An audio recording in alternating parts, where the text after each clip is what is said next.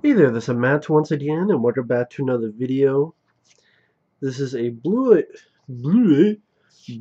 review, thanks to a good guy named Victor, of Abominable. Now, before my birthday in May, Victor had sent me a message on Facebook letting me know that he ordered a bunch of stuff and even pre-ordered some things. One of them being the Lionheart Blu-ray, which I just got in, as well as this one. So, Victor, if you're watching, thank you so very much. That's very humbling for you to do that. They just arrived a few days ago. Got the chance to watch them. And Abominable is a film from around 2006. And I think they finished in 2005, but they didn't get released till 2006. This is a damn good movie. Now, I did a review of this film. I've reviewed a lot of Bigfoot movies. I have a playlist on my channel of Bigfoot movie reviews.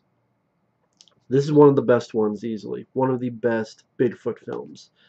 I love Harry and the Hendersons. I enjoyed Exists, which is a found footage Bigfoot movie, which I saw recently. That was actually pretty damn good. This, though, I loved it. Again, I did a review for this, but to do sort of a review again, this film is underrated as fuck. It gets a 5.1 on IMDb, which is a bunch of bullshit, a bunch of horse shit, a crock of shit. It's the same rating as a piece of shit like Willow Creek, which nothing fucking happens to that film except like what feels like a 50-minute fucking scene looking at a fucking tent that doesn't cut. That piece of shit found footage movie gets the same rating as this. 5.1 for this is way too fucking low. It's fucking bullshit. Sorry, I'm getting passionate about it. I just look at the films I get the pass, and then a damn good monster movie like this that doesn't.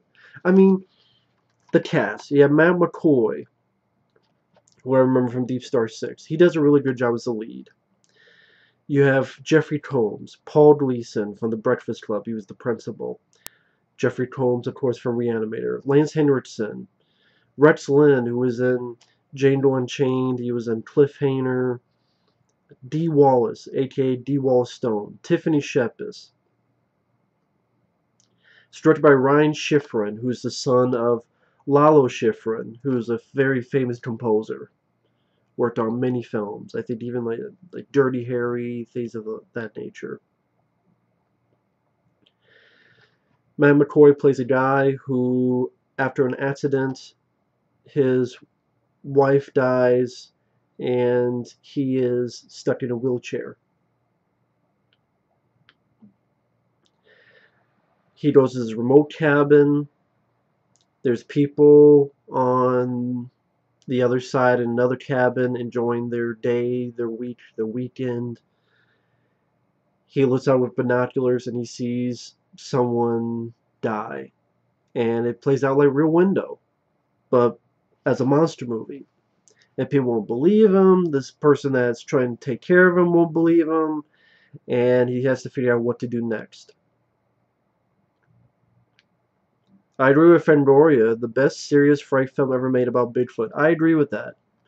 My top two favorites, Harry and the Hendersons, which is a film I love from my childhood. I like John Lithgow a lot. I love the Harry character. Karen Peter Hall played him. Rick Baker's effects has a good heart to it. And for a serious Bigfoot film, I think this is the best one. The monster effects are excellent. There's a little bit of CG enhancement with the eyes, but other than that, it's all practical. You have some good gore bits. You have a death in a bathroom, which is memorable. This monster has a big enough jaw that could eat the front of your face.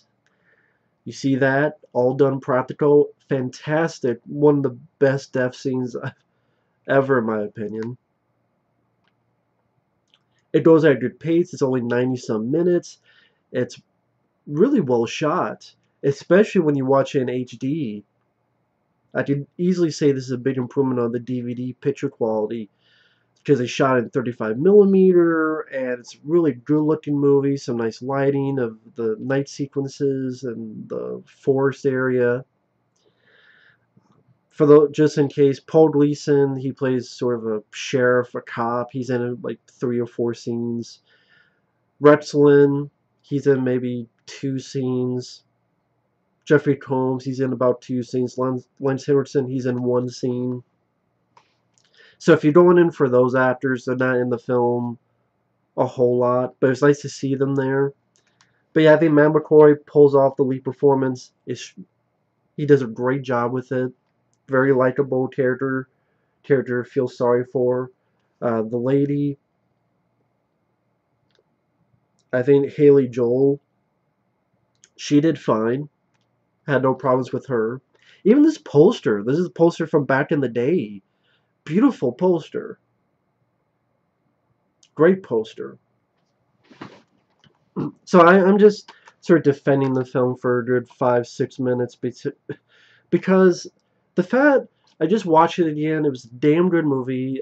I have 2 other reviews on my channel for this movie. That's how much I enjoy it. I think it's an underrated gem. And then just to look at it, it's a 5.1 out of 10. 5.1 out of 10 IMDb. I guess what it is, I get passionate about these things because I want to see more movies like this.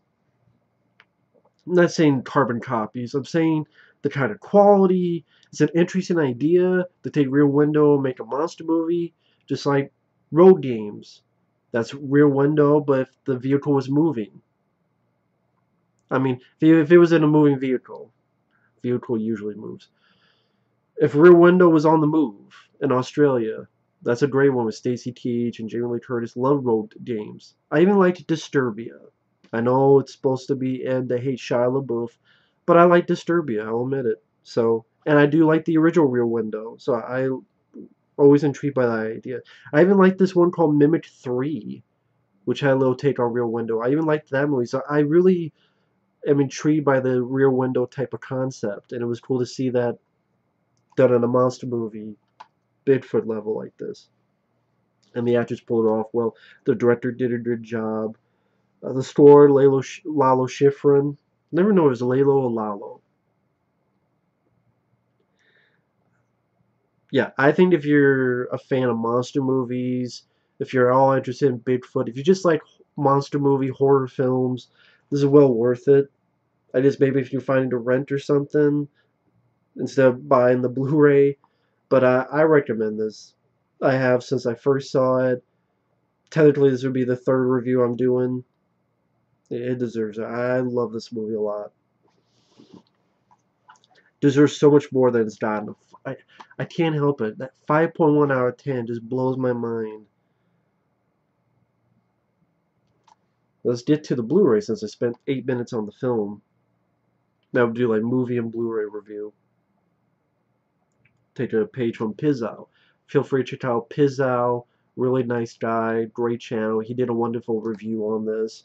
I think it was the first time he had seen the film and he enjoyed it. P-I-Z-O-W-E-L-L, Pizzow. Feel free to check him out. Great guy. Now the Blu-ray, this is from NVD Rewind Collection, which is a new label. They released a couple like Black Eagle with Van Damme. They released Lionheart, which I'll talk about next time. Look forward to what they're doing next. I think Split Second is on the horizon. I'm curious about that. Love Split Second. Have the Blu-ray from overseas, but it'd be nice to have a Blu-ray here in the US. I like the label. I don't like even the label look. It seems like an old school design like you would see on a VHS tape. And speaking of which, I like the little sticker that says horror, and then one that says don't be fined, rewind. And then they made their own little sticker letting us know it's a Blu-ray DVD copy. So I like the sort of look of a VHS. If you wanted, some things are better left unfound is what it says up there. Beautiful poster. This is from back in the day. The back is simple but effective. It does have a Blu-ray DVD. The Blu-ray's in the player. That's why you won't see here, but there's a DVD copy. What's also cool, it comes with a poster. So that's nice, because I really like this. I don't know where I'll put it, but very cool poster. Very nice to have.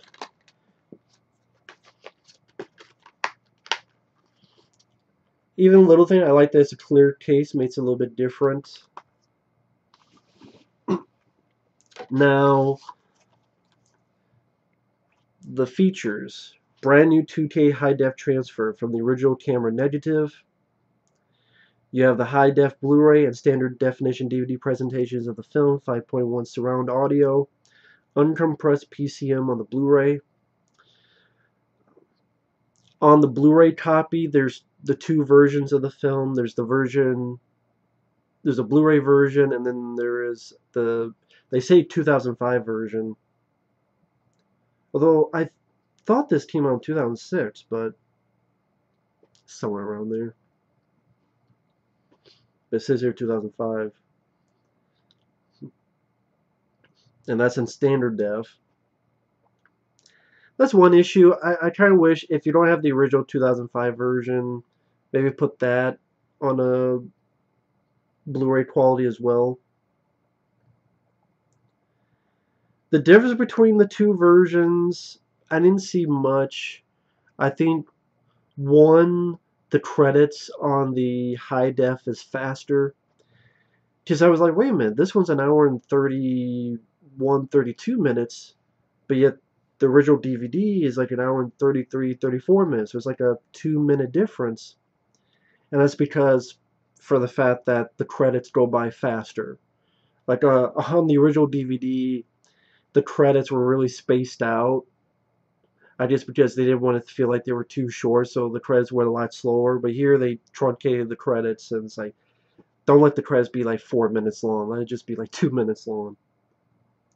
The only other difference I noticed, I could be wrong, so feel free to let me know, is the eyes of the creature a little bit different. Because even back in the day, they did CGI enhancement on the eyes.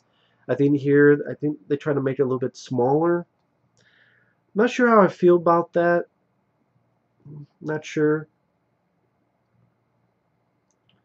Feature-wise, mainly it's the features from the DVD. So I would like to have seen the more new features.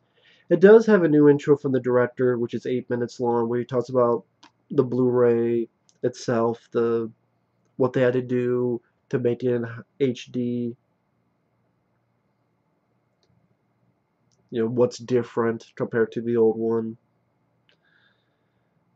You have the old audio commentary with Ryan Schifrin and Matt McCoy. Jeffrey Combs is on there, but he only appears and pops up on the 2 scenes he's on screen. Would like to have been on the whole commentary, but again, that's not MVD's fault. That's the commentary from back in the day.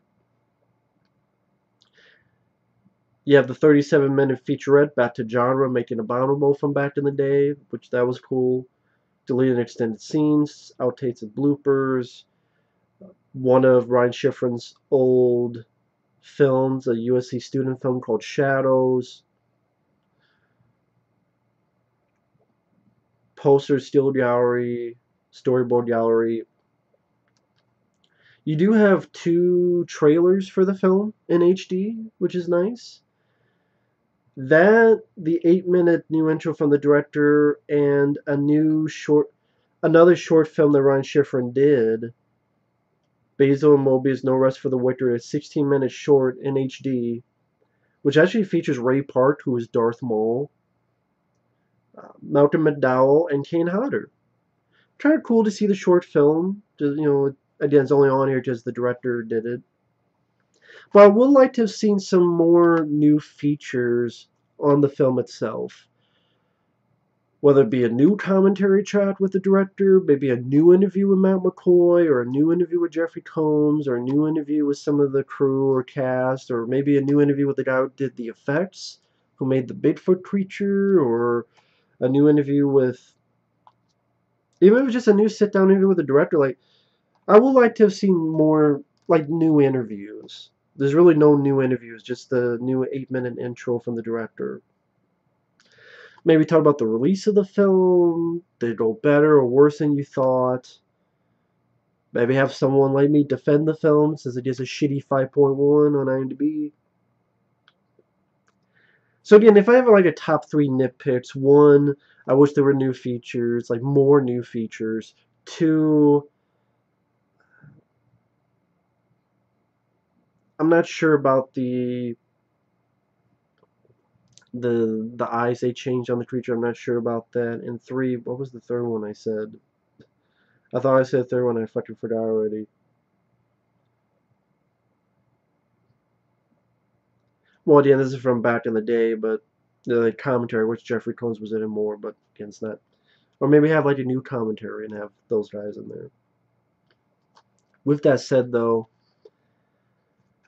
the main reason to get this is to see this film in HD, because I guess, from what I understand, the DVD is hard to come by of Abominable. I guess it's out of print.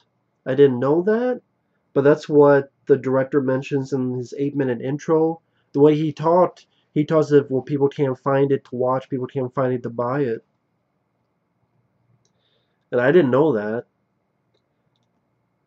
So, nice to see that people can finally get this and see this. I think it looked beautiful in HD. That's why I'm so glad to have this, because, man, the people who made Dog Soldiers, that Blu-ray, should have looked at this.